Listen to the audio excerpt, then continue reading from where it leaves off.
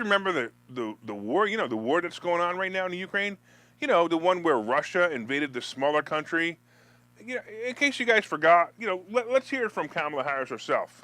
So Ukraine is a country in Europe. It exists next to another country called Russia. Russia is a bigger country. Russia is a powerful country. Russia decided to invade a smaller country called Ukraine. So basically that's wrong.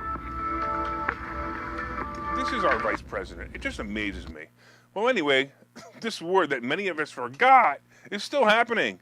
It's certainly changing many parts of the world. Energy and oil issues due to the Russian sanctions have been a problem in many countries.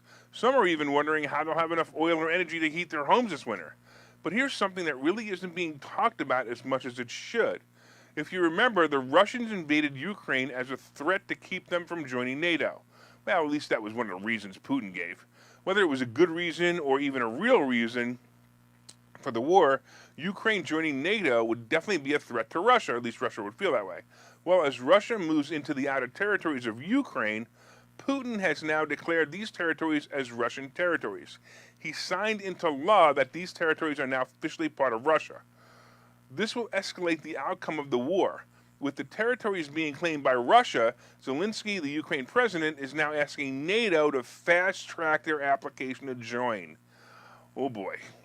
For those who thought this war might lead to World War III, well, here it is. If Ukraine is allowed to join NATO, then the allied countries are bound to defend Ukraine.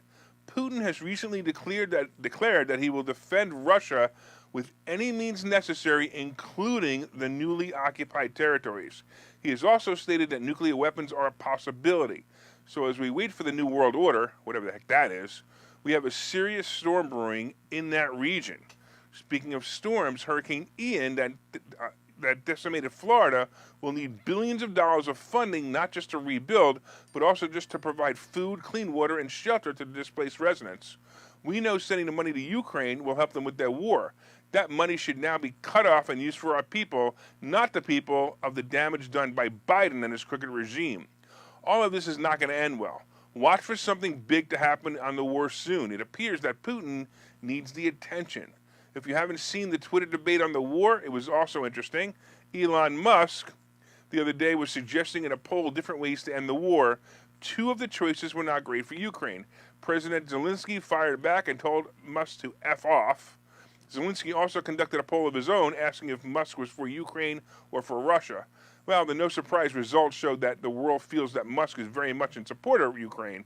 Look, don't forget that he single-handedly got Starlink system up and running in Ukraine and gave the people the internet service.